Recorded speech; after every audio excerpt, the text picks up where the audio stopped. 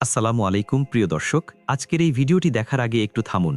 আপনার জীবনের সবচেয়ে কঠিন মুহূর্তটির কথা মনে করুন। সেই রাতের কথা ভাবুন যখন আপনি একা বালিশে মুখ গুজে কেঁদেছিলেন। সেই দিনের কথা স্মরণ করুন যখন মনে হয়েছিল পৃথিবীর সব দরজা বন্ধ হয়ে গেছে। হয়তো প্রিয় কেউ চলে গেছে, হয়তো চাকরি হারিয়েছেন, হয়তো সন্তানের অসুস্থতায় দিশেহারা হয়েছেন। সেই মুহূর্তে কি আপনার মনে প্রশ্ন জাগেনি, ইয়া আল্লাহ, কেন? আমি কি এমন অপরাধ করেছি? আপনি কি আমাকে ভালোবাসেন না? এই প্রশ্ন আমাদের সকলের। এই প্রশ্নের উত্তর খুঁজতেই আজকের এই গল্প। আজ আমরা জানব এমন এক মানুষের কথা যিনি কষ্টের সাগরে ডুবেও আল্লাহর প্রতি বিশ্বাস হারাননি। তার গল্প আপনার চোখ খুলে দেবে, হৃদয় নাড়িয়ে দেবে এবং ইনশাআল্লাহ আপনার ঈমানকে আরও মজবুত করবে। এই ভিডিওটি শেষ পর্যন্ত দেখুন, কারণ শেষে এমন একটি সত্য আপনি জানবেন যা আপনার জীবনের প্রতিটি কষ্টকে নতুন দৃষ্টিতে দেখতে শেখাবে। ভিডিওটি ভালো লাগলে অবশ্যই লাইক করুন এবং নুরানি মেমোরি 2.0 চ্যানেলটি এখনই সাবস্ক্রাইব করুন। বেল আইকনে ক্লিক করতে ভুলবেন না, যাতে এই রকম ঈমান বৃদ্ধিকারী কন্টেন্ট সবার আগে আপনার কাছে পৌঁছায়। ঢাকার একটি ছোট্ট টিনের ঘরে বসে আছেন আব্দুর রহমান। তার বয়স ৬৫ বছর। সামনে একটি পুরনো কোরআন শরীফ খোলা, কিন্তু আজ তিনি পড়তে পারছেন না, কারণ তার চোখ থেকে অবিরত পানি পড়ছে।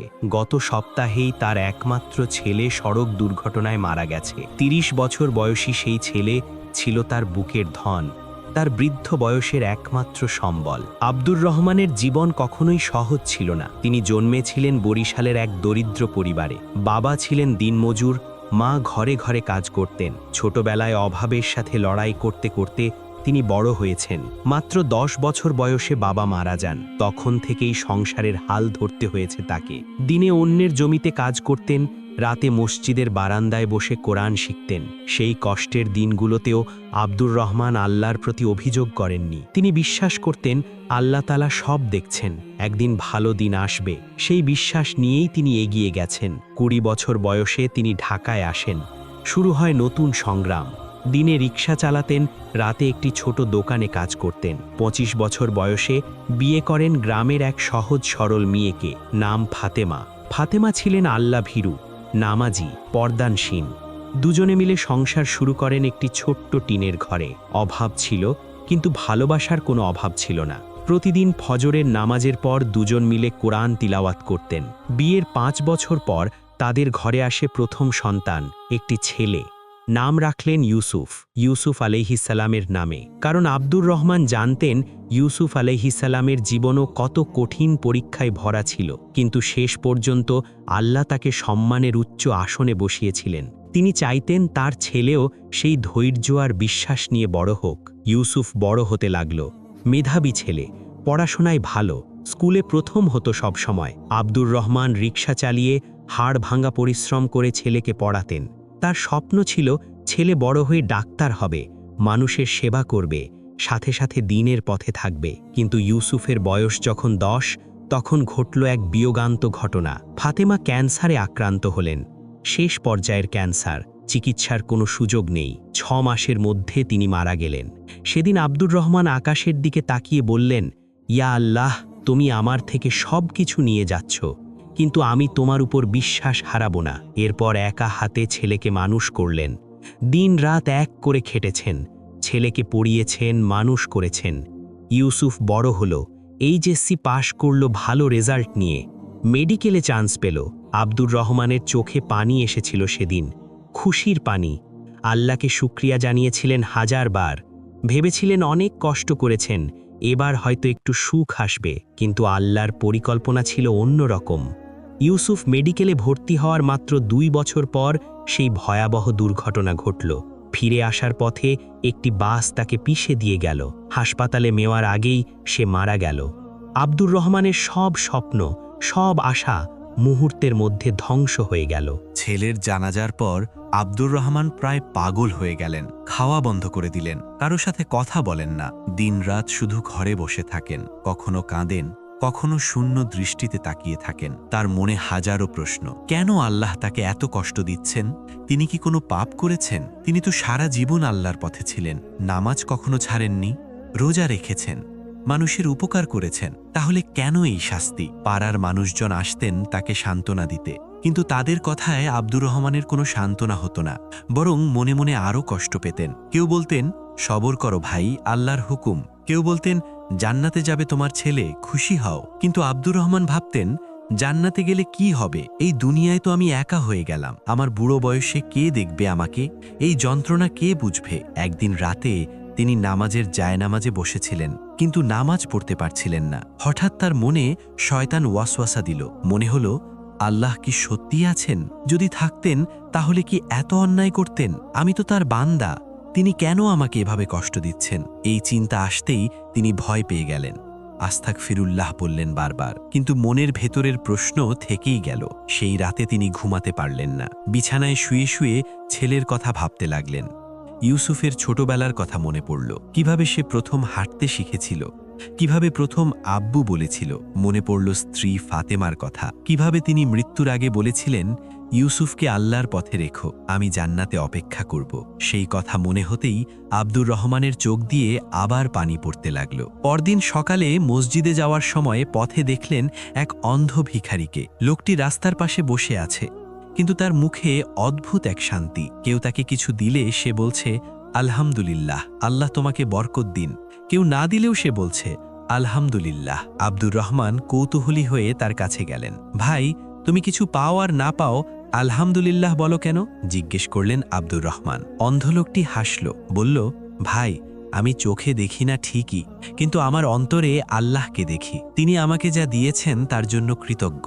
আমার হাত আছে, পা আছে, শ্বাস নিতে পারি, আর সবচেয়ে বড় কথা, আমার ঈমান আছে। এর চেয়ে বড় নেয়ামত আর কি আছে? এই কথা শুনে আব্দুর রহমান থমকে গেলেন। একজন অন্ধ মানুষ, যার কিছুই নেই, সে আল্লাহকে ধন্যবাদ দিচ্ছে, আর তিনি যার হাত পা সবকিছু আছে, তিনি আল্লাহকে দোষ দিচ্ছেন। সেই রাতে তিনি অনেক ভাবলেন। কুরআন শরীফ খুললেন। সূরা বাকারার ১৫৫ থেকে ১৫৭ নম্বর আয়াত তার চোখে পড়ল।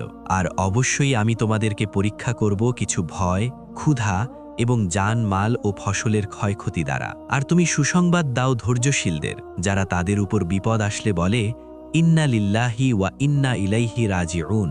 নিশ্চয়ই আমরা আল্লাহর জন্য এবং নিশ্চয়ই তারই কাছে আমরা ফিরে যাব। তাদের উপরই রয়েছে তাদের রবের পক্ষ থেকে মাগফিরাত ও রহমত, এবং তারাই হিদায়েত প্রাপ্ত। এই আয়াত পড়ে তার চোখ খুলে গেল। তিনি বুঝতে পারলেন এই কষ্ট একটি পরীক্ষা। আল্লাহ তাকে ভালোবাসেন বলেই পরীক্ষা নিচ্ছেন। পরদিন জুমার নামাজে মসজিদে গেলেন আব্দুর রহমান। ইমাম সাহেব খুতবায় আইয়ুব আলাইহিসসালামের কথা বললেন। তিনি বললেন, আইয়ুব আলাইহিসসালাম ছিলেন আল্লাহর একজন প্রিয় নবী। তার ছিল অঢেল সম্পদ, অনেক সন্তান, সুস্বাস্থ্য। কিন্তু আল্লাহ তাকে পরীক্ষা করলেন। তার সব সম্পদ চলে গেল, তার সব সন্তান মারা গেল, তার শরীরে এমন রোগ হলো যে মানুষ তাকে ছেড়ে চলে গেল, শুধু তার স্ত্রী পাশে রইলেন। আইয়ুব আলাইহিসসালামের শরীরে এমন ঘা হয়েছিল যে পোকা ধরেছিল। তিনি এত দুর্বল হয়ে গিয়েছিলেন যে নড়তেও পারতেন না। মানুষ তাকে দেখে পালিয়ে যেত। কিন্তু তিনি কি আল্লাহর উপর অভিযোগ করেছিলেন? না, তিনি ধৈর্য ধরেছিলেন। 18 বছর ধরে এই কঠিন পরীক্ষায় তিনি ছিলেন, কিন্তু একবারও আল্লাহকে দোষ দেননি। তিনি শুধু দোয়া করেছিলেন, আন্নি মাসানিয়া দুররু ওয়া আনতা আরহামুর রাহিমিন, অর্থাৎ আমাকে কষ্ট স্পর্শ করেছে আর আপনি তো সর্বশ্রেষ্ঠ দয়ালু। সূরা আম্বিয়া আয়াত ৮৩। আল্লাহ তার দোয়া কবুল করলেন, তাকে সুস্থ করে দিলেন, তার সম্পদ ফিরিয়ে দিলেন দ্বিগুণ করে, তাকে আবার সন্তান দিলেন। তার ধৈর্যের কথা কুরআনে লিপিবদ্ধ হল। কিয়ামত পর্যন্ত মানুষ তার কথা পড়বে। আল্লাহ বললেন, ইন্না ওয়াজাদনাহু সাবিরা নি'মাল আবদ ইন্নাহু আওয়াব, অর্থাৎ আমি তাকে পেলাম ধৈর্যশীল, কতই না উত্তম বান্দা, নিশ্চয়ই সে ছিল আমার অভিমুখী। সূরা সদ আয়াত ৪৪। ইমাম সাহেবের কথা শুনে আব্দুর রহমানের চোখ দিয়ে পানি পড়তে লাগল। তিনি ভাবলেন, আইয়ুব আলাইহিসসালামের তুলনায় তার কষ্ট কিছুই না। তিনি তো শুধু স্ত্রী আর ছেলে হারিয়েছেন, কিন্তু আইয়ুব আলাইহিসসালাম সব হারিয়েছিলেন, তারপরও ধৈর্য ধরেছিলেন। তিনি কি পারবেন না? জুমার পর ইমাম সাহেবের কাছে গেলেন, নিজের কথা বললেন। ইমাম সাহেব তার হাত ধরে বললেন, আব্দুর রহমান ভাই, আপনি জানেন কেন আল্লাহ তার প্রিয় বান্দাদের পরীক্ষা করেন? কারণ তিনি তাদের মর্যাদা বাড়াতে চান। রাসূলুল্লাহ সাল্লাল্লাহু আলাইহি ওয়াসাল্লাম বলেছেন, মানুষের মধ্যে সবচেয়ে বেশি পরীক্ষার সম্মুখীন হন নবীগণ, তারপর তাদের নিকটতম ব্যক্তিগণ, তারপর তাদের নিকটতম ব্যক্তিগণ। মানুষকে তার দিনের অনুপাতে পরীক্ষা করা হয়। তিরমিজি। ইমাম সাহেব আরও বললেন, আপনি ভাবুন, আল্লাহ আপনাকে কষ্ট দিয়ে আসলে কি করছেন? তিনি আপনার গুনাহ মাফ করছেন। রাসূলুল্লাহ সাল্লাল্লাহু আলাইহি ওয়াসাল্লাম বলেছেন, মুসলিমকে যে কষ্ট, রোগ, দুঃখ, চিন্তা, কষ্ট, এমনকি একটি কাঁটাও স্পর্শ করে, এর বিনিময়ে আল্লাহ তার গুনাহ মাফ করে দেন। বুখারী ও মুসলিম। এই কথা শুনে আব্দুর রহমানের মনে একটু শান্তি এলো। তিনি বুঝতে পারলেন তার কষ্ট বৃথা যাচ্ছে না। আল্লাহ প্রতিটি কষ্টের বিনিময়ে তার গুনাহ মাফ করছেন, তার মর্যাদা বাড়াচ্ছেন। ইমাম সাহেব বললেন, আর আপনার ছেলে? সে তো শহীদের মর্যাদা পাবে ইনশাআল্লাহ। দুর্ঘটনায় মৃত্যু শহীদের মৃত্যু। সে জান্নাতে আপনার জন্য অপেক্ষা করছে। আপনি যদি ধৈর্য ধরেন তাহলে আপনিও তার সাথে জান্নাতে মিলিত হবেন। আব্দুর রহমান কাঁদতে কাঁদতে বললেন, হুজুর, আমি ধৈর্য ধরতে চাই, কিন্তু কষ্ট সহ্য হয় না। ইমাম সাহেব বললেন, ধৈর্য মানে কষ্ট না পাওয়া নয়, ধৈর্য মানে কষ্ট পাওয়া সত্ত্বেও আল্লাহর উপর বিশ্বাস রাখা। কাঁদুন, কষ্ট পান, কিন্তু আল্লাহকে দোষ দেবেন না। তার কাছে দোয়া করুন, তিনি সব শোনেন। সেই রাতে আব্দুর রহমান অনেক রাত পর্যন্ত তাহাজ্জুদ পড়লেন, আল্লাহর কাছে কাঁদলেন, ক্ষমা চাইলেন, ধৈর্য চাইলেন। দিন যায়, মাস যায়, আব্দুর রহমান ধীরে ধীরে সামলে উঠতে থাকেন। তিনি এখন আর আগের মতো বিছানায় পড়ে থাকেন না। প্রতিদিন ফজরের নামাজে মসজিদে যান, নামাজের পর কুরআন তিলাওয়াত করেন, তারপর বাইরে বের হন। রিকশা চালানোর শক্তি আর নেই, তাই মসজিদের পাশে একটি ছোট্ট চায়ের দোকান খোলেন। মানুষ আসে, চা খায়, তার সাথে কথা বলে। তিনি সবাইকে ভালোবাসার সাথে চা দেন, কারো টাকা না থাকলেও চা দেন, বলেন পরে দিও, আল্লাহ দেখছেন। মানুষ তাকে ভালোবাসতে শুরু করে, তাকে রহমত চাচা বলে ডাকে। একদিন এক যুবক এলো তার দোকানে। ছেলেটির চেহারা বিধ্বস্ত, চোখ ফোলা, মনে হয় অনেক কেঁদেছে। আব্দুর রহমান তাকে জিজ্ঞেস করলেন, বাবা, কি হয়েছে তোমার? ছেলেটি বলল, চাচা, আমার জীবন শেষ, পরীক্ষায় ফেল করেছি। বাবা মা অনেক কষ্ট করে আমাকে পড়িয়েছে, আমি তাদের মুখে চোখ দিতে পারবো না, মনে হচ্ছে মরে যাই। আব্দুর রহমান চমকে উঠলেন, বললেন, বাবা, এই কথা বলো না, মরে যাওয়া কোনো সমাধান না। তিনি ছেলেটিকে পাশে বসালেন, নিজের জীবনের গল্প বললেন, কিভাবে বাবা মারা গেছে ছোটবেলায়, কিভাবে অভাবে দিন কাটিয়েছে, কিভাবে স্ত্রী মারা গেছে, কিভাবে একমাত্র ছেলে মারা গেছে, সব বললেন। ছেলেটি অবাক হয়ে শুনল। আব্দুর রহমান বললেন, বাবা, আমার জীবনে এত কষ্ট, তারপরও আমি বেঁচে আছি। জানো কেন? কারণ আমি জানি এই দুনিয়া পরীক্ষা ক্ষেত্র, এখানে কষ্ট আসবেই, কিন্তু সেই কষ্ট সহ্য করলে আখিরাতে অনন্ত সুখ আছে। তুমি পরীক্ষায় ফেল করেছ, সেটা কি জীবনের শেষ? না, আবার পড়ো, আবার দাও, আল্লাহর কাছে দোয়া করো, তিনি তোমাকে সাহায্য করবেন। ছেলেটি কাঁদতে কাঁদতে বলল, চাচা, আপনি এত কষ্ট পেয়েও আল্লাহকে বিশ্বাস করেন? আব্দুর রহমান হাসলেন, বললেন, বাবা, আমি আগে আল্লাহকে বিশ্বাস করতাম কারণ সব ভালো যাচ্ছিল, কিন্তু এখন আমি আল্লাহকে বিশ্বাস করি কারণ আমি জানি তিনি ছাড়া আর কেউ নেই যে আমাকে সাহায্য করতে পারে। কষ্টের সময়ই আসল ঈমান পরীক্ষা হয়। সেই ছেলেটি পরে এসে আব্দুর রহমানকে জানালো সে আবার পড়াশোনা শুরু করেছে, নামাজ শুরু করেছে, আল্লাহর কাছে দোয়া করছে। এই কথা শুনে আব্দুর রহমানের মন ভরে গেল। তিনি বুঝলেন আল্লাহ তাকে দিয়ে কাজ করাচ্ছেন, তার কষ্ট বৃথা যাচ্ছে না। এরপর থেকে আব্দুর রহমান যখনই কাউকে কষ্টে দেখতেন তার কাছে যেতেন, নিজের গল্প বলতেন, সান্ত্বনা দিতেন। মানুষ তার কথা শুনে ধৈর্য ধরতে শিখত, অনেকে নামাজ শুরু করত, অনেকে আল্লাহর পথে ফিরে আসত। মসজিদের ইমাম সাহেব একদিন বললেন, রহমান ভাই, আল্লাহ আপনাকে কষ্ট দিয়ে আসলে একটি বড় কাজে লাগিয়েছেন। আপনার কষ্টের অভিজ্ঞতা দিয়ে আপনি অন্যদের সাহায্য করছেন, এটাই আল্লাহর পরিকল্পনা। আব্দুর রহমান তখন কুরআনের একটি আয়াত মনে করলেন, ওয়া আসা আন তাকরাহু শাইয়াউ ওয়া হুয়া খায়রুল লাকুম, অর্থাৎ হতে পারে তোমরা এমন কিছু অপছন্দ করো যা তোমাদের জন্য কল্যাণকর। সূরা বাকারা আয়াত 216। তিনি বুঝলেন তার কষ্ট আসলে একটি বিশাল কল্যাণ ছিল। এই কষ্টের মধ্য দিয়ে আল্লাহ তাকে আরও কাছে টেনে নিয়েছেন, তাকে মানুষের সেবায় লাগিয়েছেন। এখন আব্দুর রহমানের দিনগুলো ভিন্নভাবে কাটে।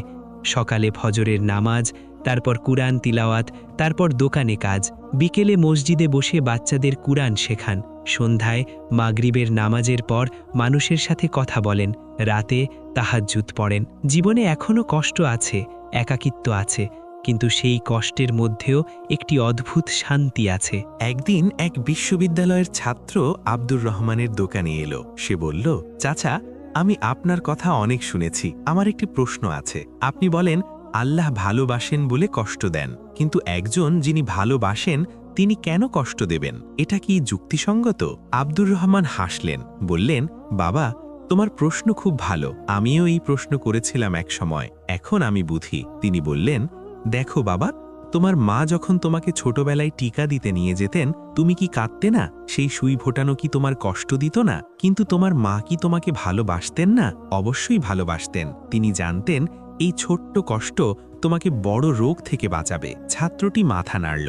আব্দুর রহমান বললেন, একজন ছাত্রকে তার শিক্ষক পরীক্ষা নেন। পরীক্ষা কি সহজ? না, পড়াশোনা করতে হয়, রাত জাগতে হয়, কষ্ট করতে হয়। কিন্তু শিক্ষক কি ছাত্রকে ভালোবাসেন না? অবশ্যই ভালোবাসেন। তিনি চান ছাত্র পাশ করুক, বড় হোক। তিনি আরও বললেন, সোনাকে আগুনে পোড়ালে কি সোনার ক্ষতি হয়? না, সোনা আরও খাঁটি হয়। মাটি থেকে হীরা বের করতে গেলে কি মাটি কাটতে হয় না? সেই কাটাকাটির মধ্যে দিয়ে হীরা বের হয়, তখন কি সেই হীরা মূল্যবান হয় না? ছাত্রটি মনোযোগ দিয়ে শুনছিল।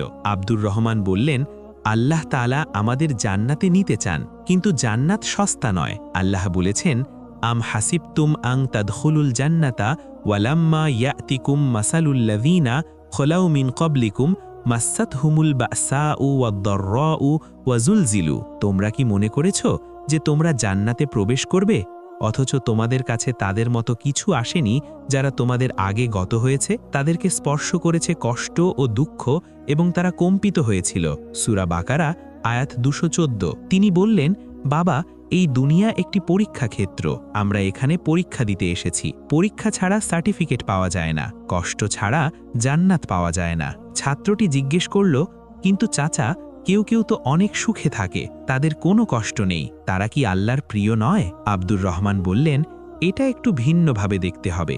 রাসূলুল্লাহ সাল্লাল্লাহু আলাইহি ওয়াসাল্লাম বলেছেন, আল্লাহ যখন কোনো বান্দার কল্যাণ চান তখন তাকে দুনিয়াতে পরীক্ষায় ফেলেন, আর যখন কোনো বান্দার অকল্যাণ চান তখন তার গুনাহের শাস্তি আখিরাতের জন্য রেখে দেন। তিরমিজি। তিনি বললেন, তাই যারা দুনিয়াতে সব সুখ পাচ্ছে তাদের জন্য চিন্তা করা উচিত, হয়তো আল্লাহ তাদের পরীক্ষা আখিরাতের জন্য রেখে দিচ্ছেন। আর যারা দুনিয়াতে কষ্ট পাচ্ছে তারা আসলে সৌভাগ্যবান, কারণ তাদের গুনাহ এখানেই মাফ হচ্ছে। ছাত্রটি অনেক ভাবল, তারপর বলল, চাচা, আপনার কথা শুনে আমার মন হালকা হয়ে গেল। আমিও অনেক কষ্টে আছি, কিন্তু এখন বুঝতে পারছি এই কষ্ট আমার জন্য কল্যাণকর। আব্দুর রহমান তাকে দোয়া করলেন, বললেন, বাবা, কষ্টকে ভয় পেও না, কষ্টকে আল্লাহ পক্ষ থেকে একটি উপহার মনে করো, যে উপহার তোমাকে জান্নাতের কাছে নিয়ে যাচ্ছে। এই কথোপকথনের পর সেই ছাত্র নিয়মিত মসজিদে আসতে শুরু করল, নামাজ পড়তে শুরু করল, আব্দুর রহমানের কাছে এসে কুরআন শিখতে শুরু করল। তার জীবন বদলে গেল। বছর 10 পেরিয়ে গেছে। আব্দুর রহমান এখন 75 বছরের বৃদ্ধ। শরীর আগের মতো নেই, কিন্তু মনে অসীম শান্তি। তার ছোট্ট চায়ের দোকানটি এখন পাড়ার একটি কেন্দ্রবিন্দু। মানুষ আসে, কথা বলে, দোয়া নিয়ে যায়। তিনি এখনও প্রতিদিন বাচ্চাদের কুরআন শেখান, এখনও মানুষদের সান্ত্বনা দেন, এখনও রাতে তাহাজ্জুদ পড়েন। একদিন রাতে তাহাজ্জুদের পর তিনি দোয়া করছিলেন। হঠাৎ তার মনে স্ত্রী ফাতেমা এবং ছেলে ইউসুফের কথা মনে পড়ল। এত বছর পরেও তাদের কথা মনে হলে চোখে পানি আসে, কিন্তু এখন সেই পানি শুধু কষ্টের না, সেই পানিতে মিশে আছে ভালোবাসা, স্মৃতি এবং পুনর্মিলনের আশা। তিনি দোয়ায় বললেন, ইয়া আল্লাহ, আমাকে ধৈর্যের সাথে মৃত্যু দাও, আমাকে ঈমানের সাথে মৃত্যু দাও, আমাকে ফাতেমা এবং ইউসুফের সাথে জান্নাতে মিলিত করো। আমি জানি তুমি আমাকে কষ্ট দিয়েছিলে, কিন্তু সেই কষ্ট আমাকে তোমার কাছে এনেছে। আমি তোমাকে ধন্যবাদ জানাই, প্রতিটি কষ্টের জন্য ধন্যবাদ। পরদিন সকালে ফজরের নামাজে মসজিদে গেলেন আব্দুর রহমান। নামাজের পর ইমাম সাহেব ঘোষণা দিলেন, আজ রাতে একটি বিশেষ তালিম হবে, বিষয় কষ্ট কেন আসে এবং কিভাবে মোকাবেলা করা যায়। ইমাম সাহেব বললেন, আমাদের রহমত চাচা এই বিষয়ে কিছু বলবেন।